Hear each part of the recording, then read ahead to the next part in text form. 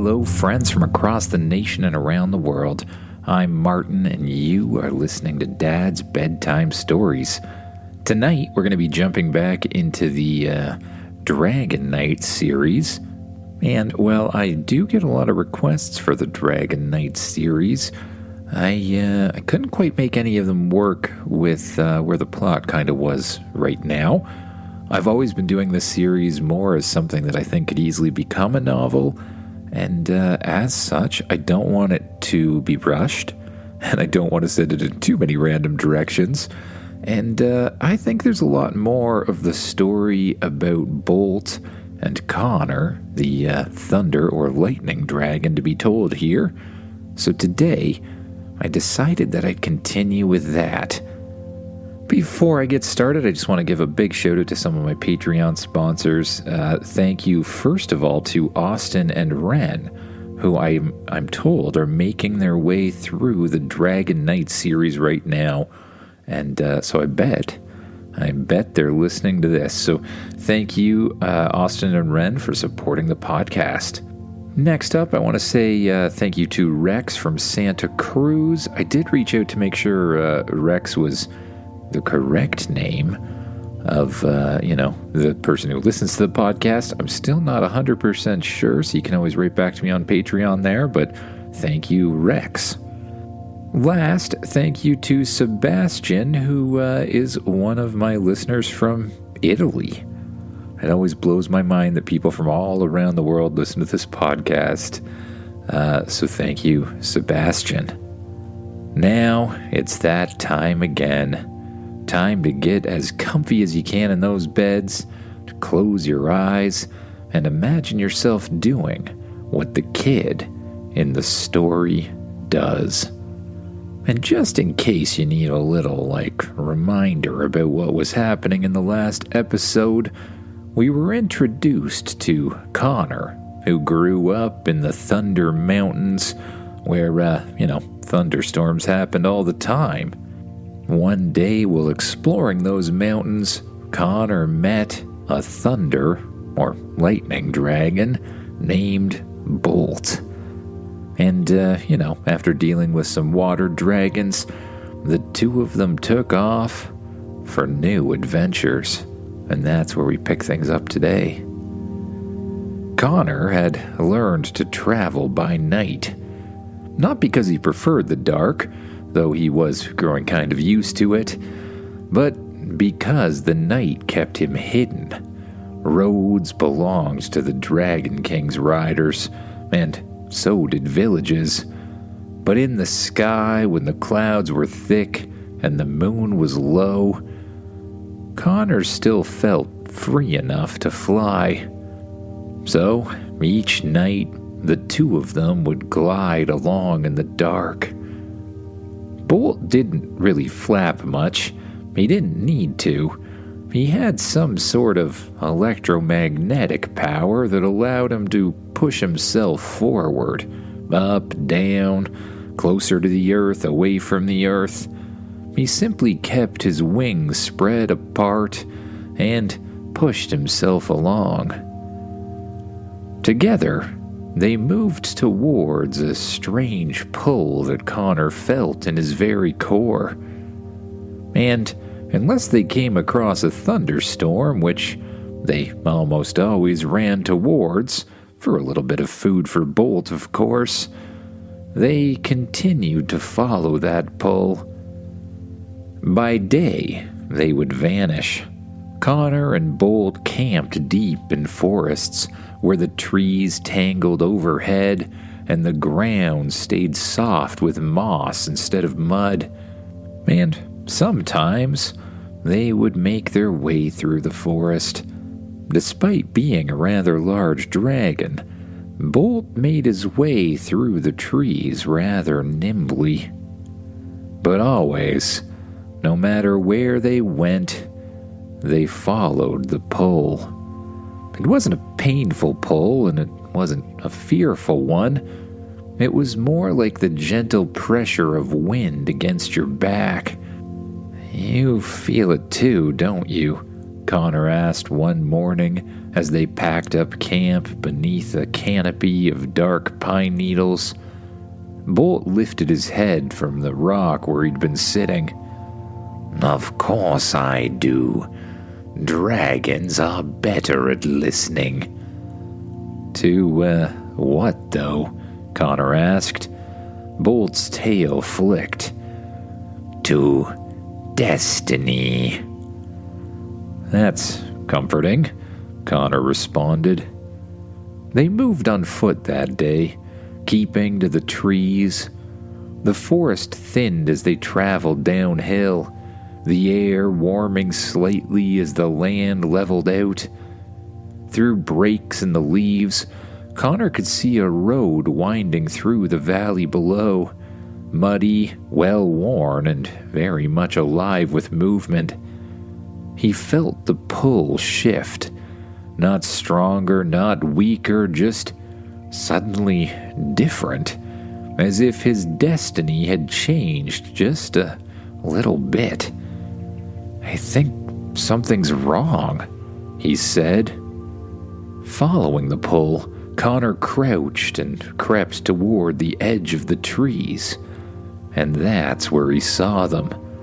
A small traveling wagon had been forced to stop in the middle of the road. A family stood beside it, mother holding the youngest child, father standing protectively in front of them, and another child clinging to his coat. And surrounding them, in a loose, lazy circle, were 3 fire dragons with riders, all wearing the unmistakable black and red colors of the Dragon Thief, or Dragon King as he liked to be called. Even at a distance, Connor could tell that these were not just scouts or patrol guards. These were the type of riders who traveled far from cities, the ones who made their own rules where no one could challenge them. One rider leaned low in his saddle, gesturing towards the wagon. Connor didn't hear the words exactly, but he understood the tone. He'd heard it before. "Give us what we want, or else." The father shook his head. The rider's hand lifted. A thin ribbon of fire lashed the road in front of him, straight from the dragon. Not enough to hurt anyone too badly, but certainly enough to scare them and make the message clear. "They're robbing them," he whispered. Bolt's eyes glowed brighter. "They feed on fear." The pull in Connor's chest tightened, not towards the same direction it had before, but towards the road.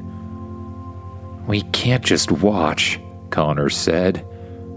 "But if we act, others will notice," Bolt replied. Connor just nodded.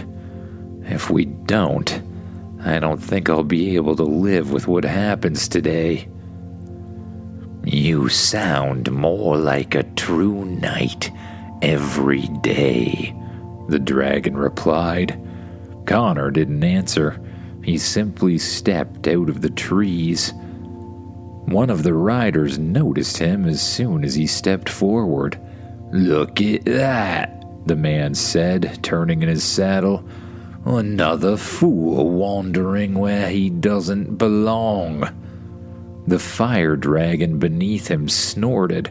Smoke curled from its nostrils, and the other 2 riders glanced over. Connor stopped a few paces from the family. Don't listen to them," he said. "What, are they trying to tell you there's some sort of tax or something? There is no tax. These 3 look like thieves to me." The lead rider laughed. "This is the Dragon King's land, boy. Everyone on it pays." Connor felt the storm answer inside his chest. "Then he's charging the wrong people." I believe it's you who is messing with the wrong people. Take care of him, the rider said, pointing at Connor. But Connor moved first. Lightning blasted from Connor's left hand. The bolt struck clean and precise, exploding in blue-white light. The rider convulsed once and then collapsed, unconscious in the saddle. The remaining two riders just shouted in alarm. But Connor didn't wait. He reached inward towards that power, and his armor instantly came to life, covering his entire body with iron plates that seemed to be charged with lightning itself. On his left arm, a shield appeared, and on his hip, a sword. Flames shot from the dragon and washed over Connor, hitting his shield and generally passing around him. Connor slid back a step in the mud, boots digging in as the fire rippled by. Bolt struck next. The lightning dragon lunged from the trees like a living thunderbolt, slamming into the second fire dragon, electricity exploding outwards on contact. The dragon convulsed, the rider screamed, and both fell to the ground, unconscious. The third rider, after saying some words that one should not repeat, screamed and wheeled off in the other direction, kicking his dragon and shouting for it to go. Fire erupted from the dragon's back, not from its mouth, just from its back and its feet, pushing the thing forward like jets on a plane. Connor didn't hesitate. He jumped in the air, a small shot of electromagnetism propelling him forward, and Bolt caught him instantly, wings spreading apart and blasting forward with the same electromagnetic surge. Bolt fed power into the electromagnetic field, pushing them forward as quickly as he could. The fleeing rider glanced back just in time to see them closing in. He hurled a desperate blast of flame, but Connor simply raised his shield, angled it just right, and let the flames pass by. As Bolt dove low, then snapped upward beneath the fleeing dragon, Bolt struck with his shoulder and released a burst of electricity on impact.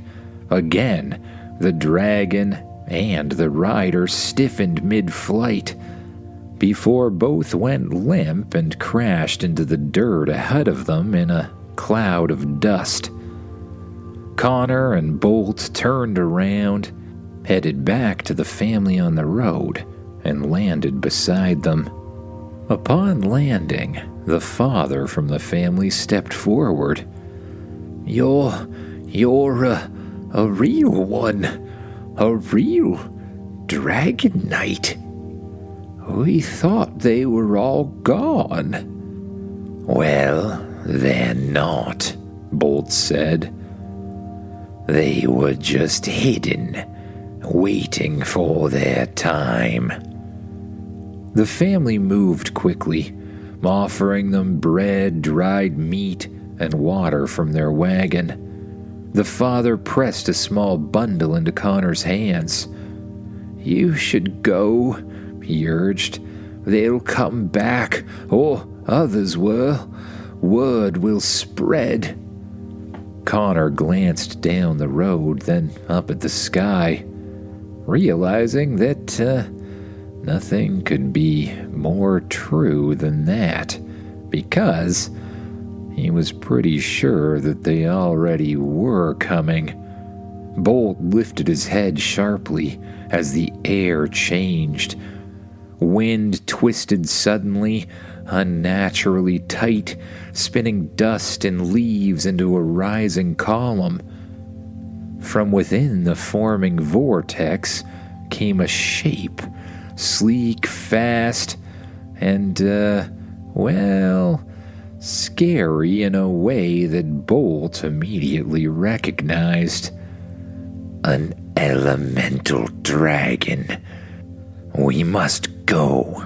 Bolt immediately spread his wings and pushed forward with his electromagnetic pulse, flying as quickly and as swiftly as he could, away from the family and their caravan. But no matter how quickly they flew, the elemental dragon flew faster. He began to spin around them, creating a vortex once again. The wind closed in like a living wall. Connor barely had time to brace himself before the tornado tightened, lifting dust and leaves off of the ground, as well as broken pieces of stone roaring into the spiral. Bolt fought to keep his wings steady, electricity flaring as he struggled against the violent pull, and unleashed a few blasts towards the elemental dragon, each one missing. It moved like a wind dragon, fast and effortless, but with far more behind it.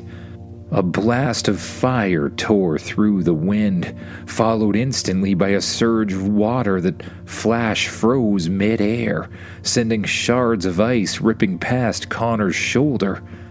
Most ricocheted off the dragon in the night, but one landed directly in Bolt's chest. He released a scream of pain. Connor attempted to aim as carefully as he could, unleashing bolts of lightning where he thought the dragon would be next, but he missed each and every time. The dragon seemed to move at a speed that, Connor couldn't quite track. But he kept trying anyways, unleashing strike after strike, while Bolt did the same. I don't think this approach is working, Bolt said. I think we'll need something else. What? Connor asked. Well, there's the, sort of spray and pray method, Bolt explained. What exactly is the spray and pray method? Connor asked. Well, we strike in every direction as quickly as we can, and we hope that one of them connects. A huge boulder flew past the two of them. Bolt dodged just in time. Then another blast of fire, another blast of water, and the vine started to grow up from below. On the count of 3, Bolt said. 1, 2, 3. Connor gathered as much electrical current as he possibly could in the center of his body, and instead of directing it through his arm and out his fingers in a precise strike, he just allowed the energy to shoot out from around him in every direction at once, to go wherever it wanted to go. Bolt did the same. It looked like an explosion of electrical energy, current flying in all different directions, and luckily, one of the bolts connected. Almost immediately, the wind died down as the elemental dragon slammed into the ground. With a roar, it pulled itself up on its feet again, the dragon rider still somehow clinging to its back. The dragon roared, bent its knee, and prepared to leap forward. But this time, Bolt was faster. Before the creature could leave the ground, he unleashed a powerful and concentrated bolt of lightning directly at the creature. The electricity surged through the elemental dragon and the rider all at the same time before both of them went limp and fell over. "We need to get out of here now," Bolt said, looking off to the left. "Where are we gonna go?" Connor asked. "We will follow our instincts. But first, I see a storm." "Oh man," Connor said as the dragon pushed forward towards a large group of very gray-looking clouds. The two of them soared high above the world until the world below them became entirely gray once again. Lightning leaped from one cloud to the other. It struck the ground in various different places, and somehow Connor and Bolt flew straight towards the danger, though for them there was very little that was dangerous about it. They entered the cloud, and instead of trying to fly away from the electricity, the two of them invited it in. Electrical current and lightning from all different directions moved straight towards Connor and Bolt. But it didn't hurt in any way. It actually felt good. As the lightning struck, power surged within Connor and Bolt. The power fed the two of them, making their muscles grow, well, more relaxed, healing their wounds, and making Bolt grow just a little bit more. They stayed in the middle of the storm, being drenched by rain as lightning struck them again and again, each bolt making them feel better somehow. Quite the opposite that one would expect. And when Bolt was finally full, he blasted off above the clouds once again and continued to follow that strange pull. They flew over top of lakes and over top of forests, moving in the sky by night and hiding in the forests by day, until eventually they came to a rather interesting-looking mountain. And while they couldn't see anything on the ground that was very obvious, they knew that they were in the right place. They landed on the ground beside the large mountain and searched left and right, but strangely the pull seemed to come from inside, as if it wanted them to move into the mountain itself.